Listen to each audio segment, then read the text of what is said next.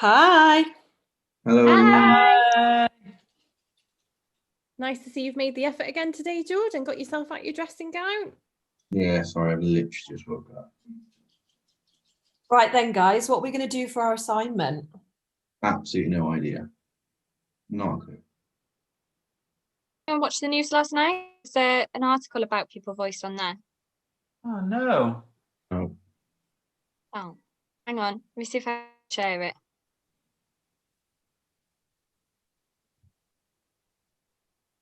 Yeah.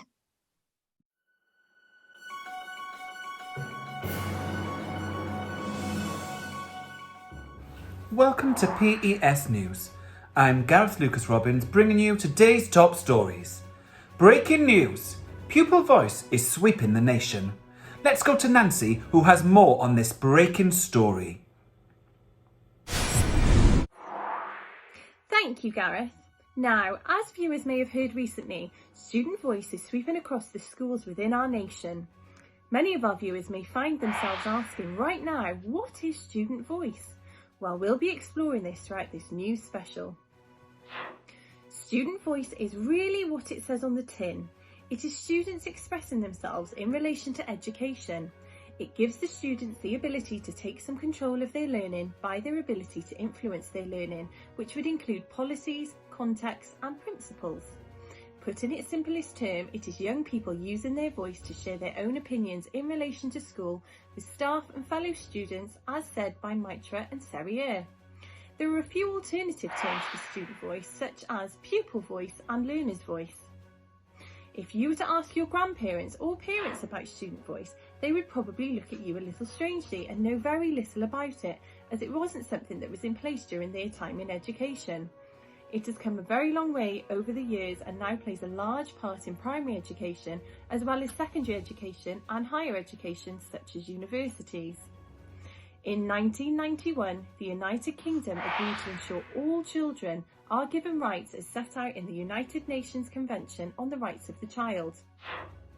As a result of this, Student Voice was formed and influenced mainly by Article 12 of the United Nations Convention on the Rights of the Child, which states that national governments shall assure to the child who is capable of forming his or her own opinions the right to express those views freely in all matters affecting the child, the views of the child being given due weight in accordance with the age and maturity of the child. In other words, a child has the right to a say and a right to participate in their own education. The participation implies the inclusion of pupils within a community in which they are respected contributors and have an active and direct involvement in school matters. As said by the Welsh Government, student voice should happen in a variety of ways throughout school life, such as part of teaching and learning, by involving pupils in school self-evaluation and assessment, using the National Children and Young People's Participation Standards for Wales, consultation mechanisms such as questionnaires, surveys, circle time, focus groups and suggestion boxes, participatory and representative groups such as school council, eco committee, healthy schools and peer mentors, learner involvement with the governing body and in staff appointments, learner involvement in planning, reviewing and implementing policies and procedures including the school development plan, learner involvement in budgeting, how money is allocated and spent, having structures in place so that all pupils can be involved in decision making, including those with additional learning needs. Now, another question that our viewers might be asking themselves is, why is student voice so important? Well, by allowing students to have a voice and opinion in regard to their education, teachers have the opportunity to receive valuable feedback from students in relation to their learning, which can help inform future planning and practice. There has been much research into student voice and it has been found that there are many benefits to allowing children to participate in their own learning, such as higher pupil engagement, better teacher-pupil relationships, a feeling of self-worth and empowerment, as well as building confidence. The well-being of students has been a hot topic within education more recently, and the quality of learning available to students as well as the learning environment is vitally important to this, as well as development and attainment. With this in mind, Pupil Voice has been deemed as an important tool to help develop and create a good quality learning environment for all students. I'd like to thank viewers for joining our special report on Student Voice. Now to Patricia with the weather.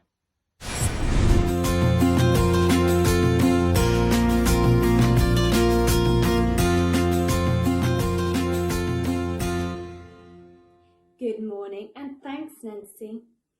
As Article 12 sweeps through the nation, here we see areas affected by pupil voice. And in England, strong winds of pupil voice are blowing in. This refers to ways of listening to pupils' views and or involving them in decision making. In their curriculum, this means children are taught to. And here we have the pollen count in England. As schools have much more choice on how they can deliver their curriculum, it is more open to interpretation how to use pupil voice. Moving up and west in Wales now, there is surprisingly a heatwave of pupil voice. It is required by law and schools at a very minimum should have school councils. It does show signs of getting hotter as well as successful futures rises. This means wider skills will be taught throughout the curriculum. Here we have the pollen count for Wales. You can see the national participation standards from the Welsh Government and how they plan to support these rights.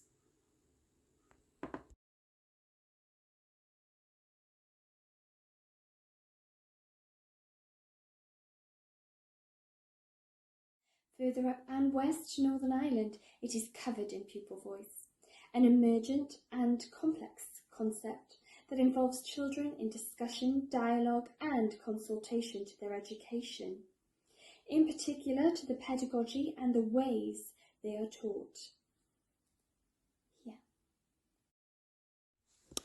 And here we have the pollen count for Northern Ireland, the three main ways it would be used throughout the curriculum, and there are many more examples.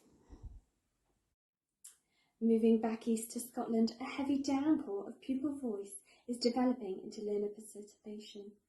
The 4 arenas of participation provide a framework to let us know how, where and when children can have a say in their education. And here you can see the 4 arenas, so watch out for those. So that's the weather for today, and now we go to a quick ad break.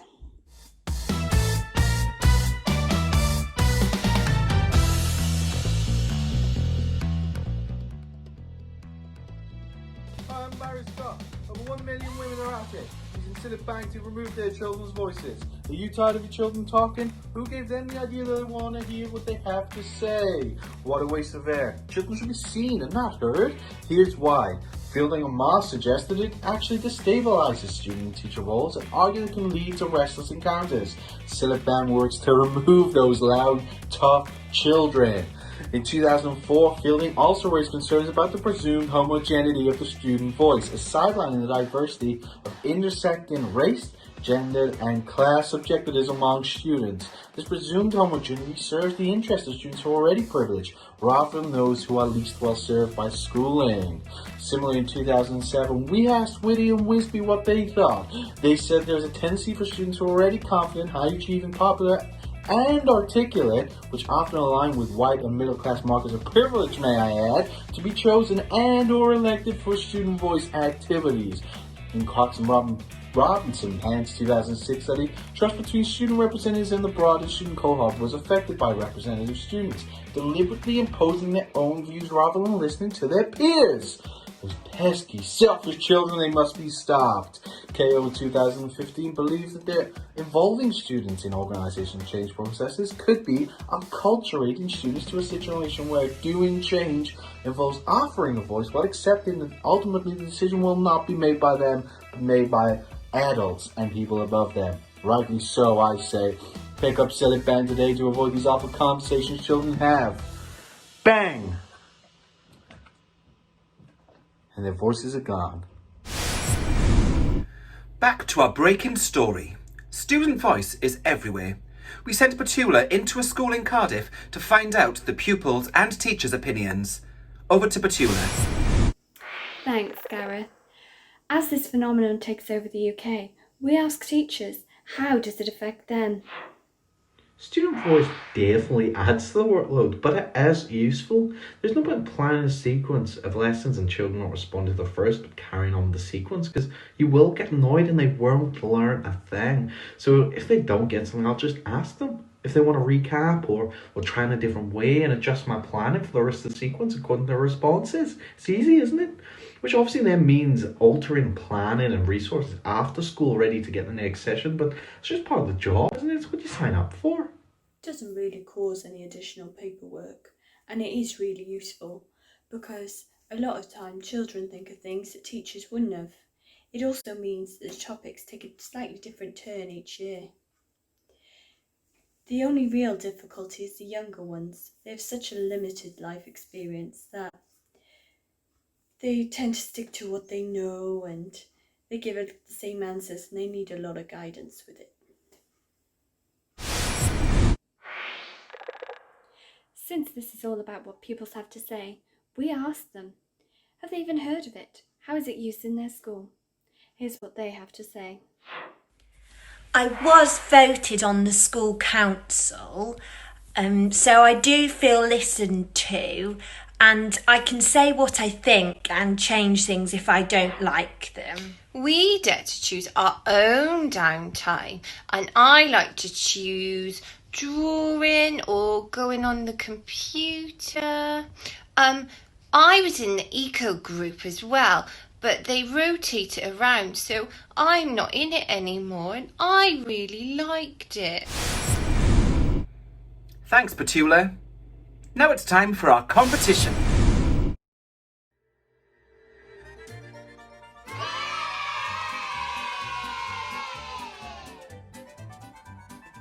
My name's Tracy and I'm bringing you our very own Pupil Voice competition. Now, after researching and looking at Pupil Voice from all angles and across the 3 nations, it is clear to see that Pupil Voice can be facilitated in many different ways. For this competition, I have come up with 4 facilitation methods. So, for you guys to be within the chance of winning our £30,000 cash prize, listen to the 4 methods carefully. Method A is classrooms having their very own student shout-out boxes. So these allow children to submit anonymously their thoughts and feelings about how things are going, what they're learning, and then the teacher can review this on a weekly basis and then make any necessary changes to future lessons or learning activities, so it is really tailored to their class. Method B. So this is where a teacher may set a topic for the class to start studying, and the children might want to explore different avenues, or they may have their own questions. So the teachers can ask the children to have their own input into this topic. For example, the topic might be myths and legends, and the children may want to find out what is a myth, what is a legend, and so forth. And this is a really good way for teachers to engage what their class might want to find out throughout teaching their topic. So, method C. This is when different types of committees and boards can be available for school children to join. So this could be Eco Committee, the school council, or a sports council. And they really allow children to express their views, their opinions on things that are happening at school, and really have input into the running of certain clubs, or the whole school in fact. So they really do get to put their own stamp on where they go to school. Option D. So this is the traffic light marking system, where children can actually mark their own work by colour coding. So you have green so they can highlight things that they might have really enjoyed and found very easy. They then may choose to use orange to indicate that they didn't maybe enjoy so much and they needed a little bit of help from their teacher. And red is used to indicate any areas that they really struggled with or they might want to revisit. So from this, a teacher can look through the child's book and they can see the child's opinion of that task or how they felt about the work, and then make further arrangements for the future lessons to help their pupils. Remember, if you enter this competition, you could be £30,000 richer. That's a shame. Nobody's entered. Well, looks like I'll have the cash then. Do you know where gate 32 is? What? Down there. Oh, that's brilliant. Yeah, it's just that I've won £30,000 and I'm going to the Maldives. Thank you. It's now time for today's segment of Street Chat with Harold Johnson.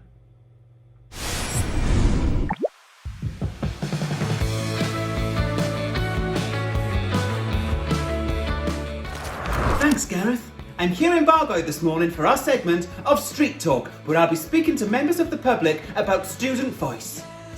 Oh, look, there's a lady there. Come on, let's go. Morning, madam. Do you mind if we ask you some questions? Ooh, am I on the telly? Yes, this is PES News Live. Oh, that's blinking marvellous. Oh, my sister Rita, oh, she's going to be so jealous. We're asking members of the public what their thoughts are on student voice and what benefits they have within schools. Do you know anything about student voice? Of course I do, man. Oh, my grandson Josh, he tells me all about it. He stays over my house, see, every Friday, because his mother, that's Katrina, my daughter, oh, she loved a night out with the girls, see, and he just tells me all about it. Ah, how lovely. And what has Josh told you about student voice? Oh, well, he was telling me about his day like he always does, and he was saying it was brilliant because his teacher always listens to the children's views.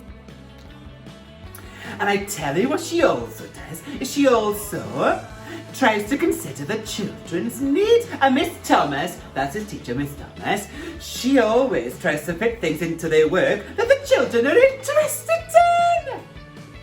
And I asked him, well, how does she know, Josh, what your interests are? And he said, well, Nan, she asks us. Oh, can you believe it? The only thing my teacher asked me when I was in school was, Doris, what's 2 add 2? And I told him, it's easy, 5. Oh, great maths there, Doris. Oh, thanks, love. Not as dull as I look, see. Oh, and he was also telling me that he feels like it's more of a learning community, which serves the majority of the pupils, which I thought was lovely. But when I was in school, see, it was more like a knowledge factory, not a blinking learning community. Oh, but that was many years ago, though, love. Not too many years ago, though, Doris, I wouldn't imagine. You don't look a day over 65. Hey, I'm 63, you chicken monkey. Oh, well, moving on. Well, it seems like your grandson Josh seems to benefit quite a lot from student voice then, Doris. Oh, yes. He was also saying something about his friends, Bragg and Fielden. Oh, they lovely voice they are. That during the lessons, the children can give feedback to the teacher, and that helps her with her future planning of lessons. And do you have any other grandchildren in school that may be benefiting from student voice, Doris? Oh, yes. My lovely grandson Ossie goes to a marvellous school, see, for children with additional learning needs. Oh, bless him.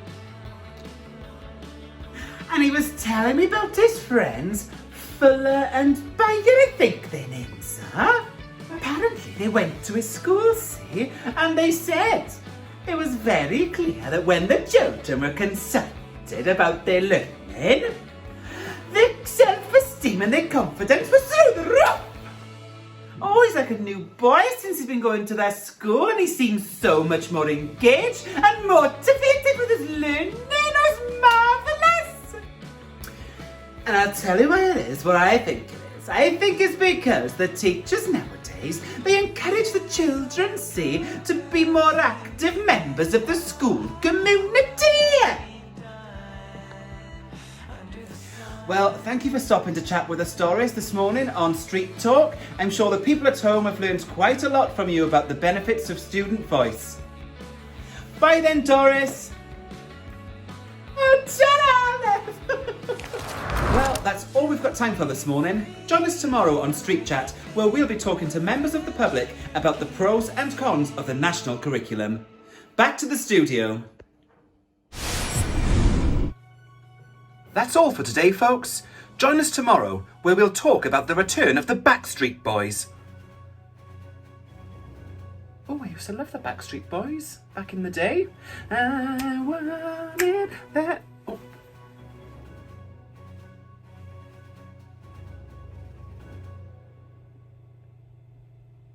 Oh, time to go home, I think.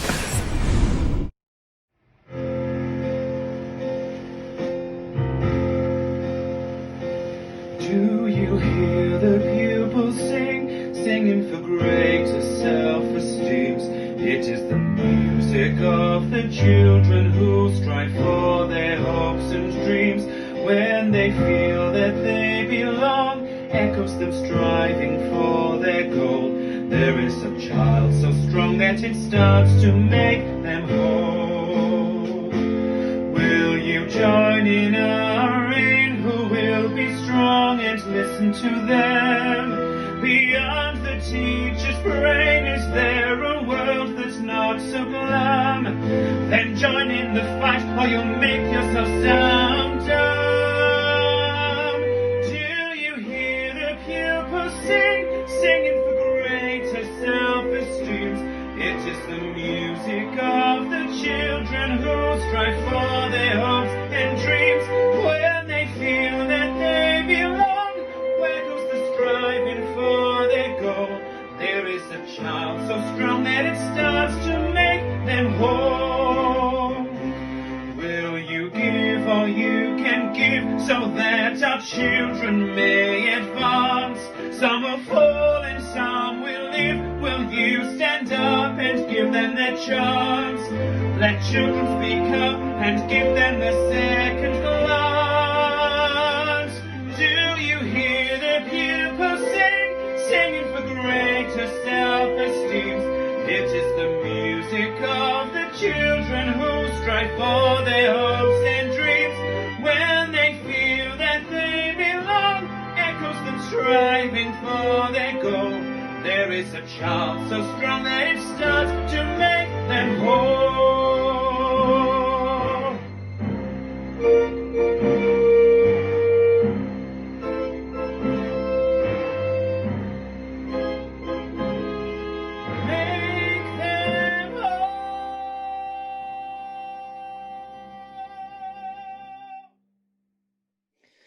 Well, geez, guys, that's 24 minutes of my life spent watching that, which I won't get back. Yeah, Doris didn't shut up, man, did she? Well, none of you found anything, did you? Oh, I actually found something on Wikipedia. No. I could sing a song. No. Right, let's just do something on Prezi or something, should we? Yes. That good idea. Yeah. Okay. Hi, it's Michelle. Hi, it's Gareth. Hi, it's Jade. Hi, it's Mia. Hello, it's Jordan. Let's take a look at our curriculum of Flourishing Futures. Our curriculum will be taking a similar approach to that of the Welsh and Scottish curriculums, in that we will have 4 aims, and we will also be providing cross-curricular areas of learning, much like Wales, England and Northern Ireland. Aims. Our aims are to create and develop ambitious, capable learners ready to learn throughout their learning journey, enterprising, creative and imaginative contributors ready to play a full part in life and work, ethical, moral, kind, caring and informed citizens of Wales and the world, healthy, confident individuals ready to lead fulfilling lives as valued members of society. We adapted the Welsh and Scottish aims slightly to fit with our ideas of a curriculum. We felt these are more modern ideas as they are based upon recent evidence and analysis of the independent review of curriculum and assessment arrangements in Wales. We feel that the Welsh and Scottish aims mostly covered all aspects of our desired outcomes for children in primary education. However, we added some details we felt were crucial for children's learning and personal development. England's curriculum aims are vague, and we feel it is important to set clear aims for the curriculum.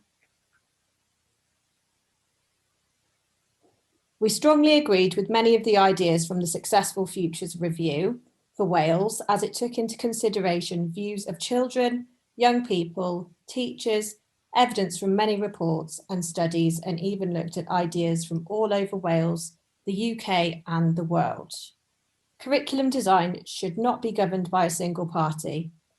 This should be an ongoing conversation for the whole school and beyond, engaging with parents, carers and the wider community, including businesses, academia and public services. We feel it should be informed by the school's values and ethos, as well as by its location and surroundings. However, it should retain an approach that is consistent with the learning set out in national guidance.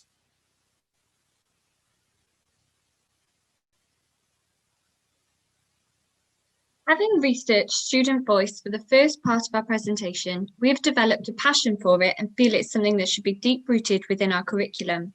We would expect it to be blended through all areas of learning and for teachers to consult pupils at every possible opportunity. Student voice appears in every curriculum throughout the 4 nations, and each has a positive on it, such as England's curriculum, which says student voice activities should be part of a system that values and respects views of all members of the school community, including staff. Northern Ireland's foundation curriculum has an underpinning principle which highlights student voice and says children learn best when they are actively involved in planning, reviewing and reflecting what they have done. Principles. The underpinning principle of our curriculum is nurtured confidence and well-being. We feel that this is important and it is something that is highly focused on in children's education.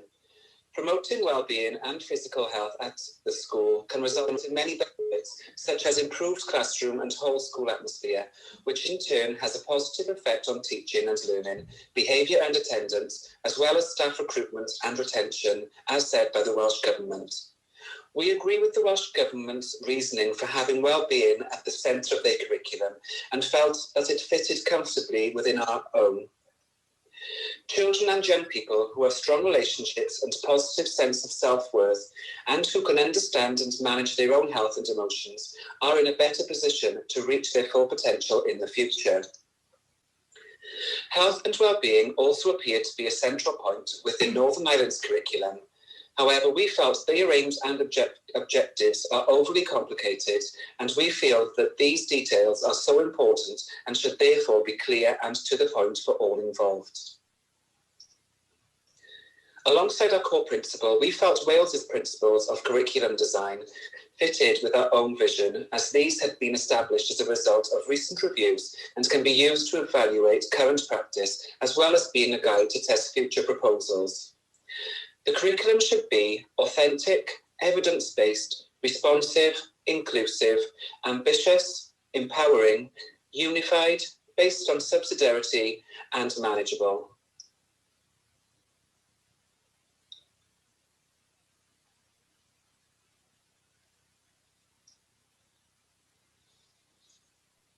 Initially, we thought we would like to stick to what we've all known throughout our educational journeys, which is traditional key stages and what England currently have in place. But having researched and evaluated the structures for other nations, we felt the new structure for Wales's curriculum is what fitted best for us.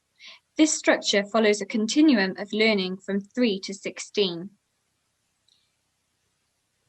In other words, learners will be on a seamless journey throughout their school life, without any bumps in the road and without a rigid emphasis on the end of one stage where we look backwards, but rather an emphasis on looking forward. This structure recognises that children develop at different rates throughout their learning journey, and so takes pressure off having to reach a specific stage by a specific time. This is something that really spoke to us as a group, and we very much agree with it.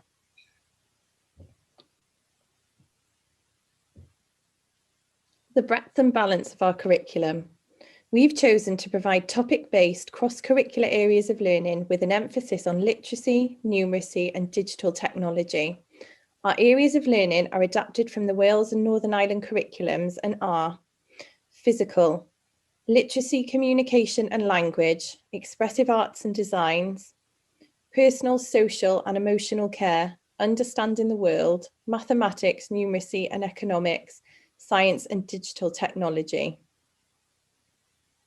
We believe these are important areas which are interlinked, are relevant to today's society and are things which need to be taught from a young age. We feel that there should be an equal split across the board between the areas of learning rather than the English curriculum approach of siloed subjects, as we feel this undermines the importance of creativity and alternative talents. It's a little outdated and doesn't give much flexibility for teachers.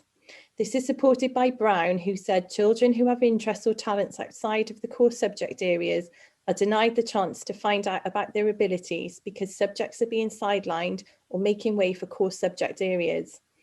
This is similar to the Welsh curriculum's areas of learning and is supported by Donaldson, who feels that areas of learning introduced a degree of continuity in primary education and ease in transitional stages within education.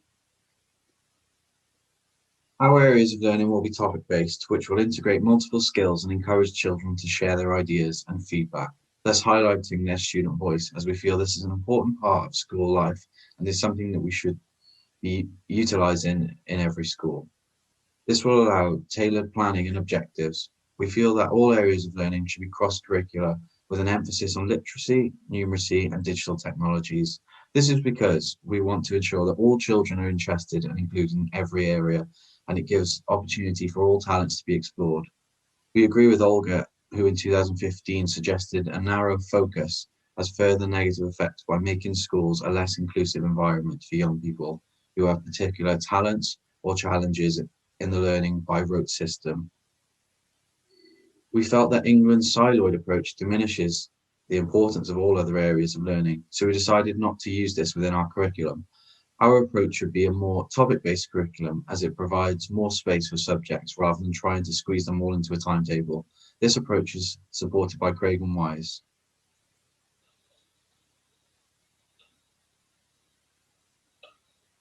To conclude, each of the four nations have their own way of doing things when it comes to their curriculums.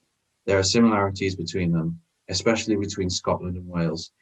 We feel our curriculum fosters an all-inclusive approach with maximum flexibility for teachers as well as maximum incorporation of student voice. We feel having a cross-curricular approach allows for all children's talents to flourish and encourages them to have a forward view of their educational journey. We hope you've enjoyed our presentation. Thank you and stay safe. Here is our reference list.